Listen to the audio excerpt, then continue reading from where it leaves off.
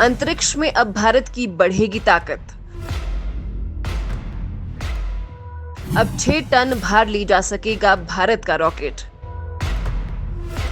अंतरिक्ष में ताबड़तोड़ सफल मिशन अंजाम देकर इसरो आज दुनिया की सबसे भरोसेमंद स्पेस एजेंसी बन चुकी है।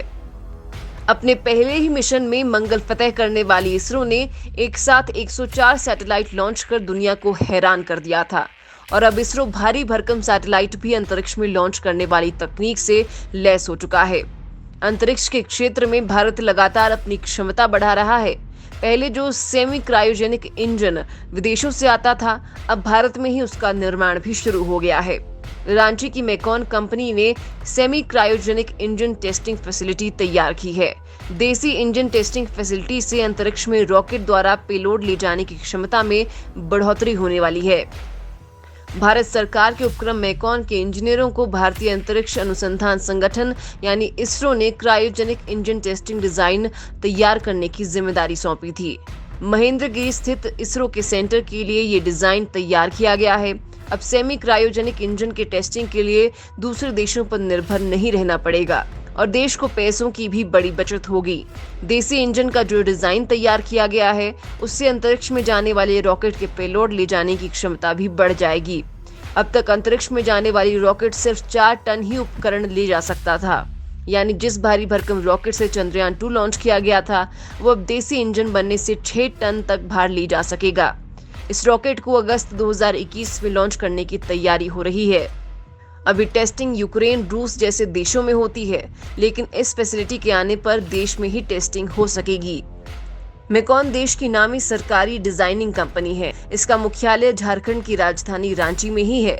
मेकॉन ने ही चंद्रयान 2 की लॉन्चिंग पैड का डिजाइन तैयार किया था।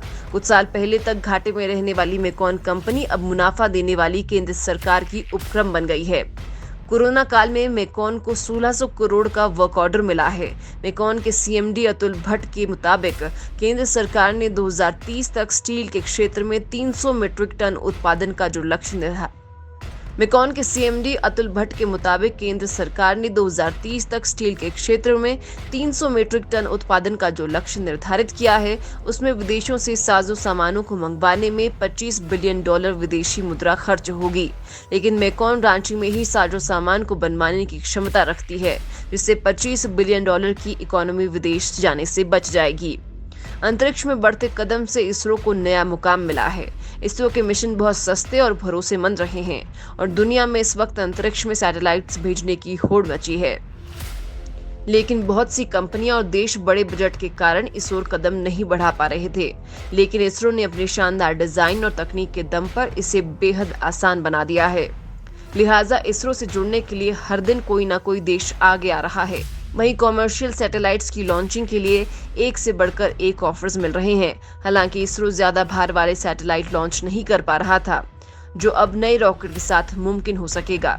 इसरो आने वाले दिनों में संचार उपग्रहों के साथ ही चंद्रयान 3, गगनयान और शुक्रयान मिशन लॉन्च करने वाला है, जिन पर पूरी दुनिया की नजर बनी हुई है।